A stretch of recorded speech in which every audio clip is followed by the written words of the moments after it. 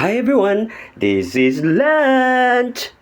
At sa araw na ito, ipapakita ko sa inyo kung paano magbisi-bisihan. Let's go!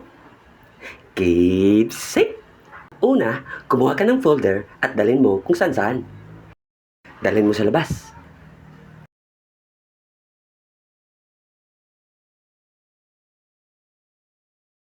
Dalhin mo sa loob.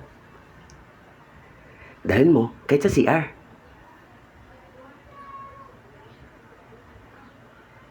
Pangalawa, umupo ka at buksan mo ang folder. Buksan mo ang laptop kahit hindi mo naman nai-on. Isara mo ang laptop. Buksan ulit ang folder at tignan mo kahit wala namang laman.